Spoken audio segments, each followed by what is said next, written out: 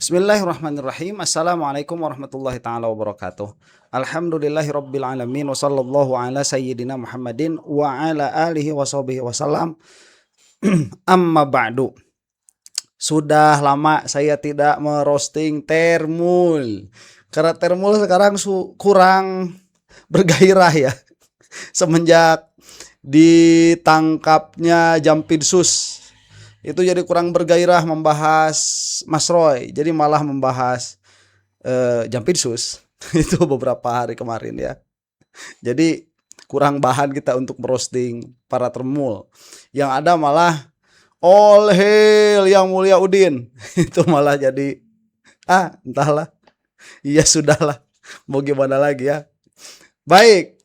Sekarang untuk memberikan rasa syukur kita tidak menjadi Termul, kita akan melihat salah dua Termul ya, yaitu Lecumanan, dan kalau ada waktu nanti kita akan teruskan kepada Andi Azwan.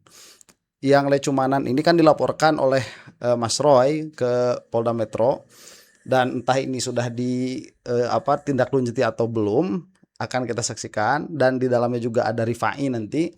Setelah itu kita akan saksikan Andi Azwan.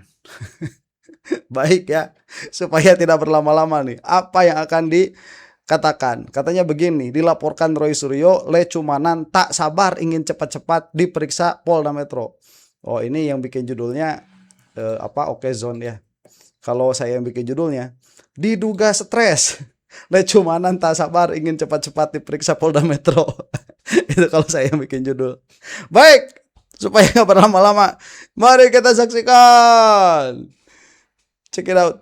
Ke Mas Roy dulu yang paling bersemangat nih. Mas, setelah sidang pra-peradilan kemarin, apakah ini menurut Anda awal dari kemenangan? Ya, kalau awal dari kemenangan sih saya belum bisa mengatakan ini kemenangan. Betul tadi kata Ade Darmawan bahwa jangan senang dulu. Ya, memang kami nggak senang kok. Kami hanya bersyukur kehadirat Tuhan Yang Maha Kuasa Allah Subhanahu Wa Taala. Apa yang membuat Anda bersyukur, Mas? Ya bersyukur karena hakim ya Pak Iketut siapa gitu ya namanya. Maaf. Saya nggak hafal lengkap. Itu memang benar-benar teliti dan beliau tuh objektif loh. Kalau memang yang kami kurang saya kurang tepat gitu ya. Ketika kami juga memperapitkan jaksa dalam menahan, dan memang itu sebenarnya kami tarik sudah. Itu dikatakan tidak diterima. Ya, kemudian juga soal pemulihan nama baik. Ya karena kami belum memasukkan unsur-unsur untuk pemulihan nama baik. Itu belum diterima kemarin. Jadi nggak apa-apa. Jadi sebenarnya tidak semuanya kami menang kok kemarin. Ya, ada yang menang, ada yang tidak, ada yang dikabulkan. Tapi alhamdulillahnya yang dikabulkan itu pokoknya dagingnya di situ. Dagingnya ya, di situ. Jadi soal penangkapan, soal kemudian penahanan, soal penggeledahan itu nggak boleh sembarangan. Nggak boleh lagi nantinya kepolisian tuh menangkap seseorang itu menggunakan keputusan pengadilan yang sudah tahun lalu. Terus nggak boleh suratnya itu kopas, bahaya. Ya, kopas. Jadi copy paste surat untuk orang lain, di-print lagi, diganti namanya. Itu di situ ada soalnya. Perintah untuk saya diinterogasi lagi atau diperiksa lagi. Loh, kami itu sudah P21. Jadi nggak boleh. Jadi ini kan ada kejadian yang nggak benar. Nah, jadi hal kayak gitu, apalagi yang paling fatal adalah ketika ahli yang mereka hadirkan, yaitu Pak Aristo Pangaribuan, itu mengatakan, memang surat itu cacat formil, ya udahlah. Oke, sebagian masih belum terkabul. Artinya itu alasan Anda kembali mengajukan pra-peradilan, Mas Roy? Iya, makanya besok pagi. Besok pagi itu di Pengadilan Negeri Jakarta Selatan, Mbak Aya dan Ainus kita harapkan, kalau Ainus rajin kok, selalu datang gitu ya, itu akan meliput pra-peradilan yang kedua, yaitu soal kita menguji ketersangkaan hubungannya dengan pasal 32 ayat 1 Undang-Undang Informasi dan Transaksi Elektronik. Oke, baik. Saya ke Bang Rifai, Bang. Baik, sebentar sebelum ke Rifai ya. Saya tidak tahu ini sidang lanjutan praper keduanya kapan. Anda yang tahu silahkan tuliskan di bawah kolom komentar. Nah, ini coba ya perkataan Mas Roy. Hakim sangat objektif. Dan itu pula yang kita lihat. Tapi kalau all hail yang mulia Udin, itu mah bilangnya bukan karena keobjektivitasan hakim, tetapi karena hakimnya itu dapat pesanan Jokowi. Ya, coba bagaimana itu. Nanti itu akan kita bahas lagi ya menyendiri. Saya ini buat channel supaya kita konsisten di dalam berpikir, ya, bukan konsisten di dalam bersikap. Karena kalau konsisten di dalam bersikap itu kadang-kadang sikapnya sudah tidak relevan. Ya, harus di dalam berpikir nih, konsisten di dalam berpikir. Karena itulah Rasulullah Shallallahu alaihi wasallam itu ada dua fase, fase Makkiyah, fase di Mekah, kemudian ada fase Madaniyah, fase di Madinah. Itu berbeda cara dakwahnya di Mekah dan Madinah itu. Ya, itu harus difaham. Kita sebagai umat muslim itu harus lurus di dalam berpikir. Di dalam bersikap itu kadang-kadang ya begini, kadang-kadang ya begitu. Dilihat dari segi apa? Dilihat dari segi perkembangan faktual. Begitu. Dan ini kita sudah melihat bahwa banyak kecacatan dari kepolisian sampai masuk ke persidangan begitu ya. Nanti di persidangan banyak cacat dari kejaksaan, kita selesaikan satu-satu. Dan ini memang yang dirasakan dan ini memang yang dilihat. Bahwa hakim dalam hal ini bukan dapat pesanan Jokowi, tetapi hakim ini memang objektif sebagaimana yang dikatakan oleh Mas Roy tadi. Oke, bagaimana nih Pak Rifai? Saya mau tanya tanggapan Anda terkait dengan sidang pra peradilan, khususnya terkait dengan penetapan tersangka besok yang akan diajukan oleh Mas Roy. Pertama kalau kami dari Pak Jokowi ya memang standingnya adalah terkait upaya paksa itu adalah kewenangan mutlak dari penegak hukum terkait, sehingga itu juga perlu dipertanggungjawabkan oleh penegak hukum terkait ya. Sekalipun kalau kita baca pertimbangannya, sebenarnya kan kalau kita lihat dua. Pertama, ada yang tidak linear antara permohonan yang diajukan kepada pengadilan dengan konsideran dari surat penangkapan itu sendiri. Yang satu itu di bulan November 2025 ke pengadilan, dasarnya akan dilakukan penyidikan dan penyitaan. Sementara di surat penangkapan untuk tahap 2 ini kan nggak linear. Makanya dianggap secara administrasi dia cacat. Ya. Lalu kedua, dinyatakan juga bahwa karena wajib lapor dilaksanakan dengan baik sehingga tidak ada urgensi untuk melakukan upaya penahanan. Nah itu yang, dan kami standingnya harus menghormati semua putusan. Terima kasih. Sekalipun ada yang menarik juga dari situ. Apa itu? Ya. Jadi benar yang disampaikan Pak Roy ya, jadi belum selesai sepenuhnya karena ada dua pertimbangan lain yang buat kami ini cukup menarik ya. Pertama dinyatakan pelimpahan perkara dari penyidik kepada penuntut umum telah sah adanya. Telak seadanya. Sah adanya. Gitu. Sah adanya, telah sah adanya. Oke. Jadi melimpahkan upaya pelimpahannya. Jadi kan ada pendapat upaya paksa dan pelimpahan. Yang kedua menarik lagi dipertimbangkan. Bahkan jadi headline di beberapa media. Dinyatakan bahkan penetapan tersangka juga telah sah adanya. Karena sudah didukung dua alat bukti dan sejumlah formalitas yang harus dipenuhi. Nah sementara kita ketahui Pak Roy ini kan mengajukan pra kedua juga dengan bahasan penetapan tersangka. Berbeda dengan yang awal. Same. The same thing, right? Beda. Interupsi, beda. Artinya adalah Beda. artinya gini, Beda. artinya gini, dipertimbangkan. Oke. Betul tidak menjadi permohonan, saya sepakat. Iya. Tapi kenyataannya dipertimbangkan oleh hakim bahwa penetapan tersangka ini sah adanya, didukung oleh dua alat bukti dan formalitas. Nah pertanyaannya adalah, ini kan juga jadi putusan pengadilan. PN Selatan, bukan pribadi majelis ya. Sementara ada lagi permohonan kedua yang akan membahas ini. Nah ini kan harusnya akan saling, tidak mungkin terjadi tidak linear gitu ya. Sehingga kalau saya lihat, ini jadi menarik nih, apakah peradilan ini justru mengambil jalan tengah gitu ya. Upaya paksanya salah tapi pendapat tersangkanya sah. Sehingga nanti mungkin saya menduga di pra kedua ini dia akan cepat diperiksa karena isinya lebih kurang akan dianggap penetapan tersangka itu sah. Sehingga akhirnya pemeriksaan pokok perkara akan berakhir. Maksudnya ini alur Anda kemana nih? Apakah akan ada... Sebentar ya, sebelum ke situ. Ini kok jadi error siapa Rifai ini? Ini tidak linear di dalam penangkapan. Sudah berarti Rifai juga setuju begitu ya. Kemudian ada kata-kata pelimpahannya memang sah. Nah itu kan memang tidak dipinta juga oleh Mas Roy. Tapi itu tadi katanya menjadi konsideran. Tidak menjadi masalah. Dan penetapan tersangka itu sah. Tidak menjadi masalah pula. Karena penetapan tersangka kan belum terpidana begitu. Ini harus diingat ya. Kan masih ada peradilan lagi. Hanya saja penetapan tersangka di sini tersangka atas pasal berapa? Nah itu harus diingat. Makanya Mas Roy Suryo mengajukan pra peradilan atas undang-undang ITE-nya. Tidak mengajukan pra peradilan atas fitnah atau pencemaran nama baik. Mungkin nanti fitnah dan pencemaran nama baik akan dieksepsi. Saya tidak tahu. Atau mungkin Mas Roy itu tidak akan melakukan eksepsi itu. Saya juga tidak tahu. Hanya saja yang jelas di sini argumen Rifai ini tidak linear. Kenapa demikian? Karena menyatukan antara perkara yang dikonsiderasi oleh hakim, yaitu perlimpahan sah dan penetapan perkara sah, tetapi hakim tidak sama sekali menyebutkan sah atas pasal berapa. Dan ini yang menjadi celah bagi Roy Suryo untuk melakukan pra peradilan yang kedua. Karena kita melihat dengan jelas baik di dalam persidangannya Dr. Tifa atau dari pengamatan para ahli bahwa undang-undang ITE ini tidak bisa disangkakan kepada Roy Suryo atau tidak bisa didakwakan kepada Roy Suryo dan Dr. Tifa karena memang unsurnya tidak terjadi. Dan nanti undang-undang yang fitnah dan pencemaran nama baik itu pun tidak bisa disatukan. Karena fitnah itu nanti pada akhirnya ijazahnya Jokowi harus dipinjamkan kepada Roy Suryo atau Dr. Tifa, itu kalau fitnah. Kalau pencemaran nama baik disitulah nanti ada. Cuma di situ juga nanti ada permasalahan. Apakah Roy Suryo itu memfitnah perbuatan, begitu ya, bukan memfitnah, menuduhkan perbuatan Jokowi atau menuduhkan ijazah Jokowi, itu dua perkara yang lain.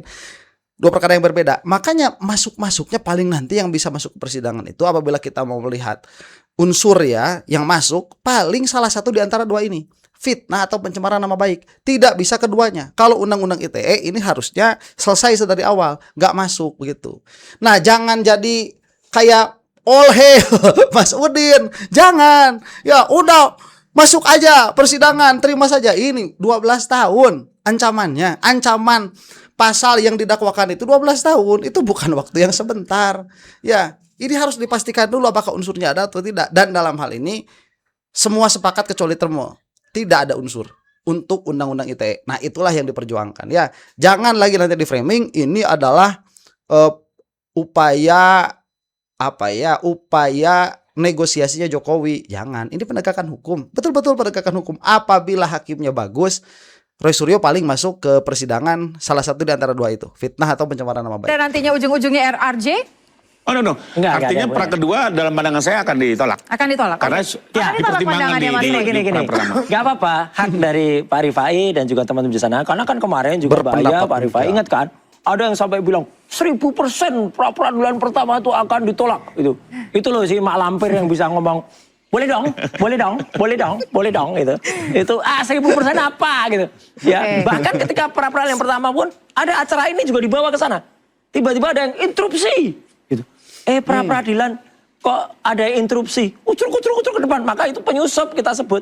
Lawyer juga, sudah tua juga, malu juga akhirnya ditolak sama hakim. Nah, moga-moga besok nggak ada lah kawan-kawan yang sok mau interupsi karena nggak ada. Jadi gini, Mbak, kemarin memang betul belum dipertimbangkan karena memang kita belum mengajukan apa-apa yang menjadi poin dari cacatnya atau kami mohonkan untuk diperiksa kembali soal penetapan tersangka.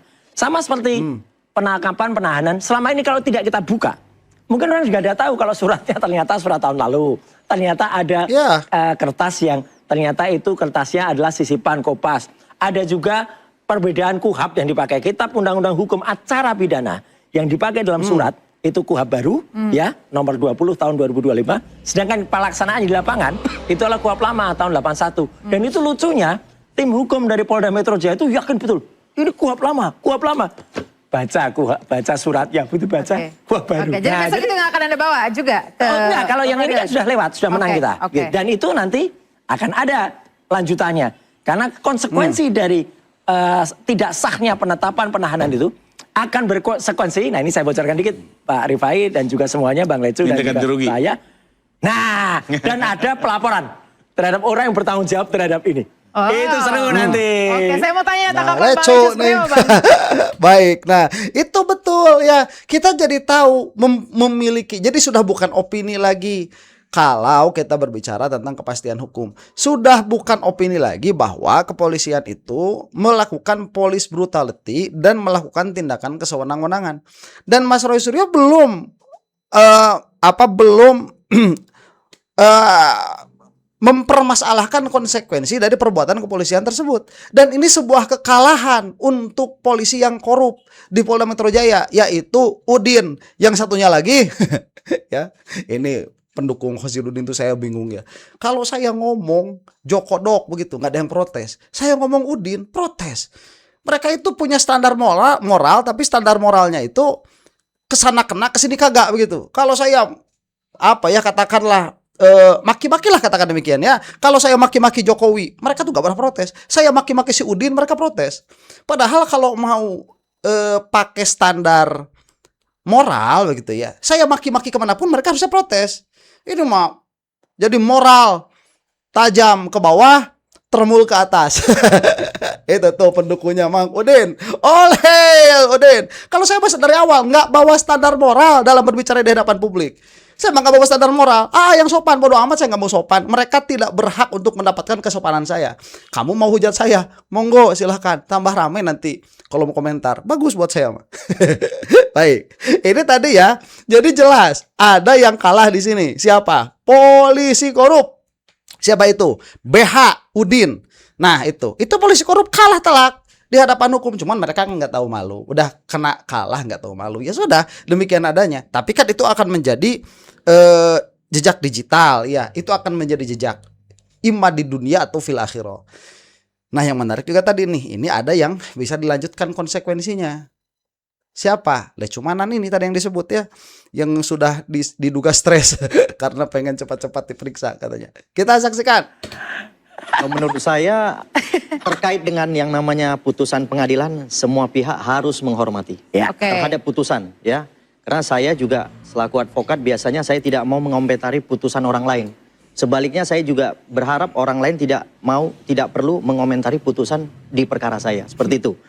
Tapi yang menarik, tadinya memang saya agak ketar-ketir. Kenapa ketar-ketir? Kenapa saya bilang ketar-ketir? Karena kan Mas Roy ini melaporkan saya, betul ya Mas Roy?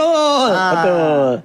Boleh Metro Jaya, disebutkan lagi dilaporkan terkait apa? Dilaporkan terkait saya katanya memberikan keterangan palsu di dalam akta. Ya. Akta otentik. Oke? Ya. Nah, jadi saya mau terima kasih sama Mas Roy.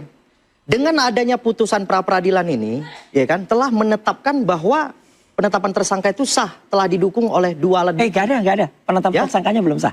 Loh, tadi kan Bang Rifai udah ngomong. Belum, kan bukan hakim beliau. Kan tadi saya mengutip dulu nih. Tapi ada dalam pertimbangan ada. Enggak. Sekalipun belum nyentuh soal penetapan sekalipun tersangka. tidak beramar tapi dibahas di pertimbangan. Enggak. Oh, berarti salah Rifai itu gimana sih? Saya udah percaya sama Rifai. Ternyata belum menetapkan tersangka. Rifai gimana? Saya jadi dapat informasi salah tuh. Headline di banyak media loh. Iya, tapi media ngutipnya juga bisa salah. Enggak. Penetapan tersangka belum dibahas, belum menjadi putusan dari Pengadilan Negeri Jakarta Selatan. Memang bukan putusan tapi Rifai dipertimbangkan. bohong. Dipertimbangkan, nanti dipertimbangkan lagi. Iya. Bohong Rifai. Oke, silakan Pak Leci. Skakmat. Karena ini kan semua pemberitaan. Yang kita kutip ini semua dari pemberitaan. Nah, pokoknya saya juga akan mengejar putusan pra-peradilan itu. Ya. Nanti akan saya jadikan bukti di Polda Metro Jaya, Bang Roy. Bagus. Ya kan? Bahwa apabila memang terkait dengan penetapan tersangka ini sudah sah, kok saya dilaporkan lagi. Itu persoalannya. Ya Tapi kalau nggak apa-apa. sah. Bang Roy, saya mau titip pesan sama Polda Metro Jaya. Ya. Tolong segera periksa Bang Roy. Ya, habis itu setelah periksa Bang Roy, tolong panggil saya.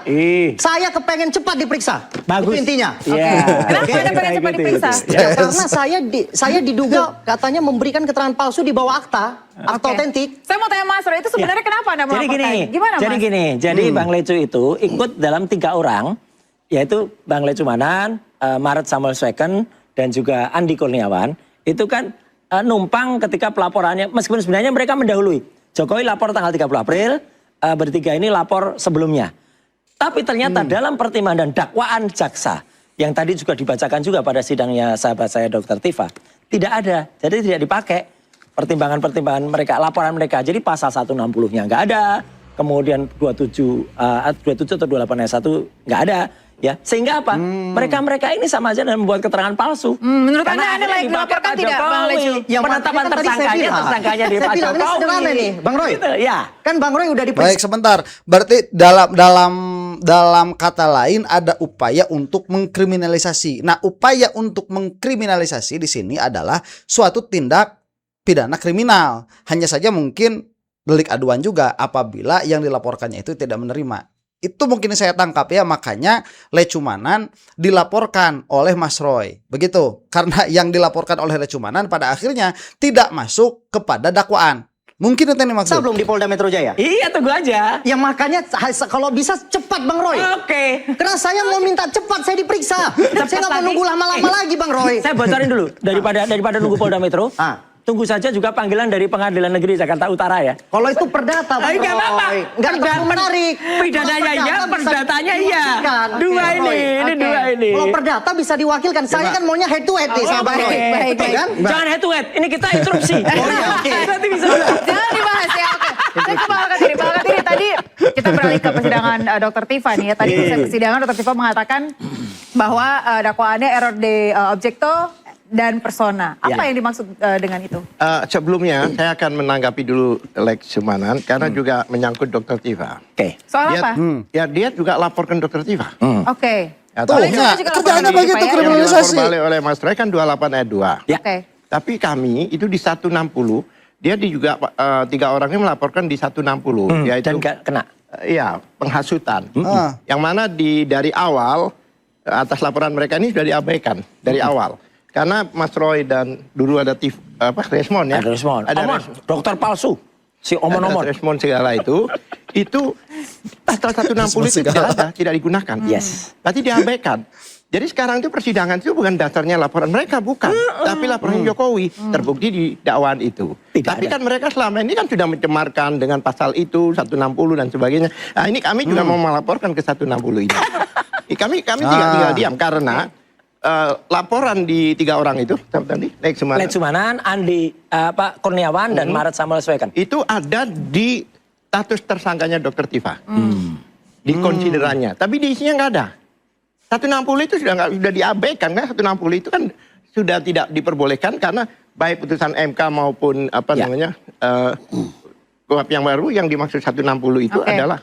Oke, jadi nanti Anda akan Oke, melaporkan material, kembali bukan ya? delik Sebentar, formal. saya belum menjelaskan masalah Dr. Tifa. Oke, Ya. Ini kita masih akan masalah bahas ini. lagi soal Baik, ya itu sudah selesai. Baik, kita sekarang akan maju, mumpung masih ada waktu ya.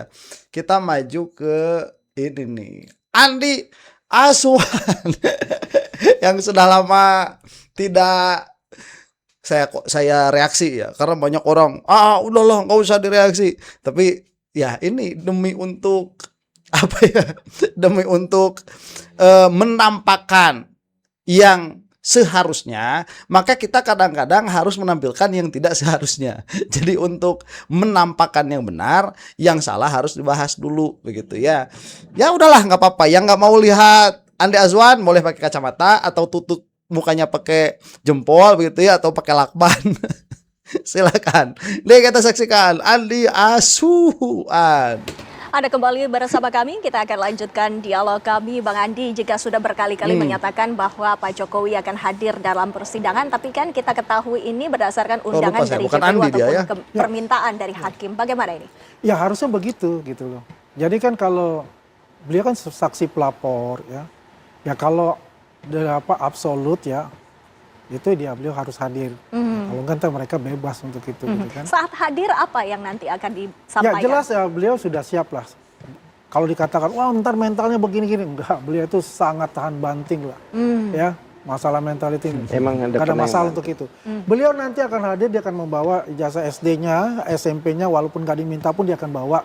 Kalau sewaktu-waktu dia harus diminta misalnya dari Bang Alkatiri, mana ijazah SD-nya? Dia akan tunjukkan. Oke. Aduh, ya kalau nggak diminta pun akan dibawa, nggak usah pakai sidang. Ya, dari awal nggak usah pakai sidang. Ini saya lihat para termul itu ada beberapa layer ya, ada beberapa lapis. Ada lapis yang mengglorifikasi bahwa Jokowi itu akan datang ke persidangan, kemudian berani ya tidak akan mundur dari persidangan itu. Itu adalah Andi Azwan misalkan salah satunya. Tapi ada juga yang mengatakan bahwa Jokowi tidak perlu hadir. Itu juga ada bagiannya. Termul juga masih itu. Itu satu pihak begitu. Dan lain sebagainya. Banyak layernya ini para termul ini. Apa yang namanya ijazah S1 beliau yang sedang diperdebatkan masalah itu. Ya, dia akan tunjukkan semua. Ini Artinya juga siap untuk dicecar segala enggak pertanyaan masalah, yang kata datang dari bilang, beliau terdakwa. itu paham untuk itulah. Ya. Dalam artinya begini, kan beliau kan bukan terdakwa. Beliau ini korban gitu. Ya, sebagai warga negara meminta perlindungan kepada hukum. Itu masalahnya kan. Ada persoalan seperti Betul. ini. Yang kita harapkan nanti kan dalam vonisnya itu juga ya itu sudah ingkrah van Guisde gitu. Artinya sudah nggak ada lagi nanti ke belakang-belakang itu yang mencoba-coba lagi, mengulangi lagi. Ini sudah selesai untuk kasus ini. Baik, sebentar ya tuh. Azwan apa Udin ya. All hail Mr. Udin, yang mulia Udin. Coba dengarkan ini Andi Azwan. Nah, kok Andi Azwan lebih pintar daripada yang mulia Udin di sini? Dalam persidangan ini harus diingat, dalam persidangan loh ya, yang jadi korban itu Jokowi. Dalam kacamata hukum sidang yang sedang dihadapi Mas Roy dan Dr. Tifa di sini, yang jadi korban itu Joko Widodo. Lah kok ini all hail Mr. Udin malah menjorok-jorokkan Dr. Tifa dan Mas Roy untuk cepat-cepat masuk ke dalam perkara pokoknya. Ini merupakan sebuah keheranan. Ya, makanya kita lihat nih dari luar, kita lihat apakah betul Jokowi itu korban.